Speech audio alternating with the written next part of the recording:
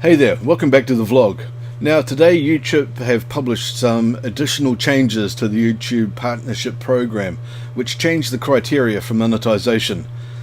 Stick around, we're going to talk about that.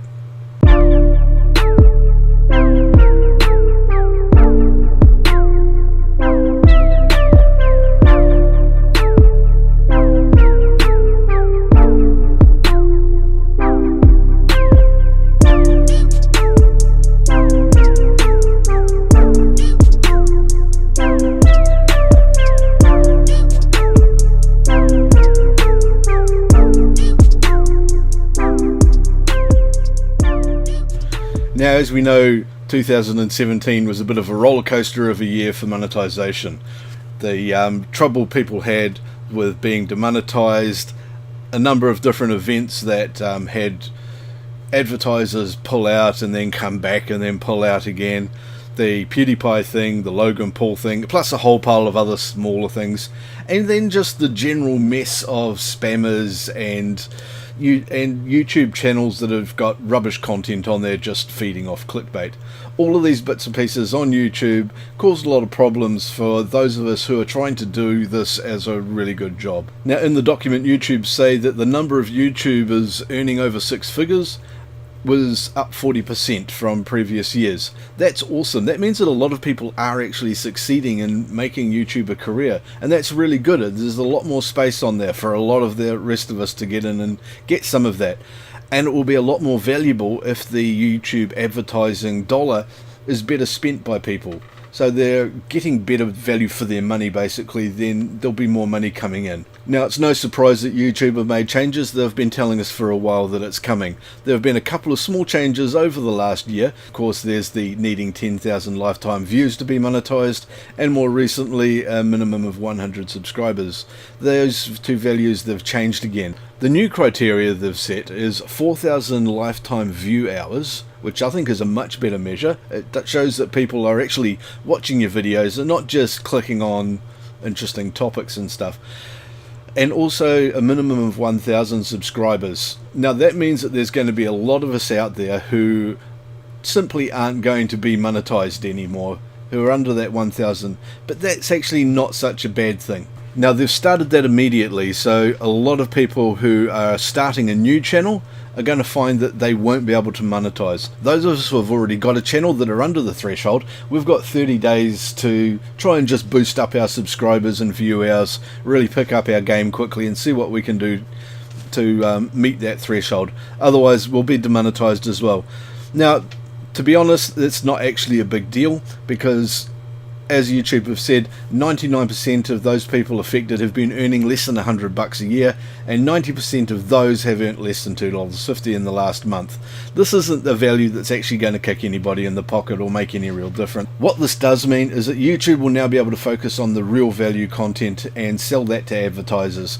It's going to be much lower risk of the jump-in spammers, the spontaneous clickbait kind of channels that pop up that don't have subscribers or a history of view hours and throw a whole pile of stuff up there that's just rubbish and distracting.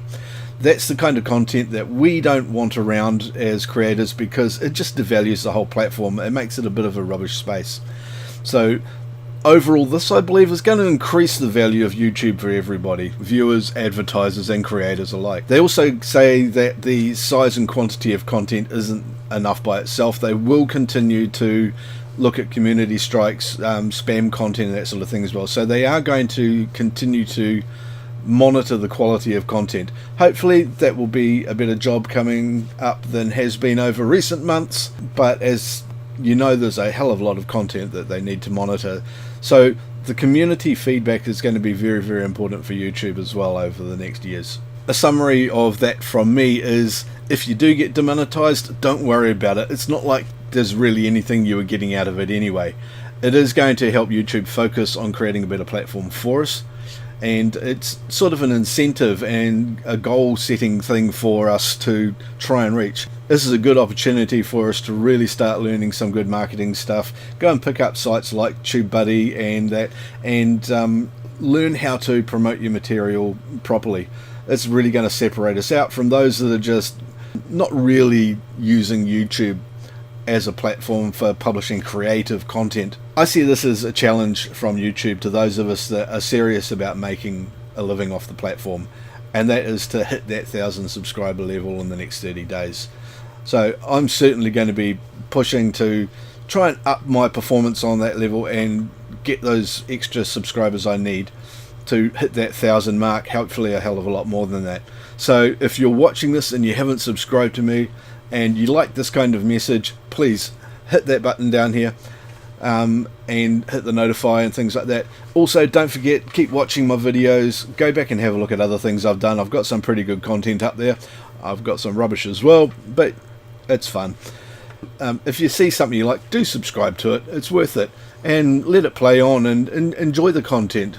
Personally, I take this as a challenge from YouTube to go out there and bump up our subscribers properly and get to that 1,000 mark, get those watch hours up. They've been saying to us for a long time that watch time is the key thing. If you don't listen to Daryl Eves, if you listen to TubeBuddy, and you listen to a lot of these other commenters on how to get your YouTube channel running, it's all about watch time, watch time, watch time. You need subscribers so that you can post things out, so that you can tell them to come and watch it, sure, but also you need content that people want to keep watching. A bit like this video, really. As it happens, that all leads very nicely into the next thing I wanted to talk about, which is what I'm going to do over the next few weeks. Now, I've got a lot of people that come to me occasionally and just sort of say, hey, why don't you do something like Marcus Brownlee's vlog over here, or some sort of really nice photography like this channel, or good timing and storing like another channel or another YouTuber. I'd really like these things. So I've had a really good look and seen what these other YouTubers are doing and how they put their shows together and the shots that they get and the effort they put into it.